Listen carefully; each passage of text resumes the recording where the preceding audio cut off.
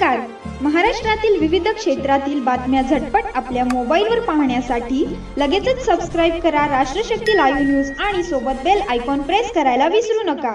माझे मार्गदर्शक योगेश सुळे साहेब, त्यासोबत पैसर सर आणि मोठी साहेब आणि किनीसर सर आणि माझी या ठिकाणी बसलेले सर्व सहकारी बंधू. तरी मला एकच सांगायचं आहे की आपण संघात काम करत असताना आपले जे वादविवाद जे असतील ते वादविवाद आपल्या तालुक्यात, गावात किंवा जिल्ह्यामध्ये किंवा सोडून आपण एकत्र येऊन आपली संघटना कशी वाढवायची त्यासाठी आपण काम केलं पाहिजे. जेणेकरून आपली संघटना जर आपण आपापलं काम करत राहिलो एक जण तर हे मजबूत होणार नाही, किंवा आपण एकत्र म्हणून काम केलो तर याचा फायदा आपल्याला होणार आहे. नाहीतर आपण एकत्र काम केलो तर याचा फायदा पूर्णपणे ते भ्रष्ट अधिकारी घेऊ शकतो. त्यासाठी आपण एकत्र येऊन काम करणं आणि लढणं हे महत्त्वाचं आहे. आज माझ्या तालुक्यामध्ये मोहोळमध्ये बोगस काम चालू आहे, त्यासाठी आपण एकत्र येऊन काम करणं खूप गरजेचं आहे. जोपर्यंत आपण सरांचं मार्गदर्शन घेऊन त्या ठिकाणी आपण काम केलं पाहिजे.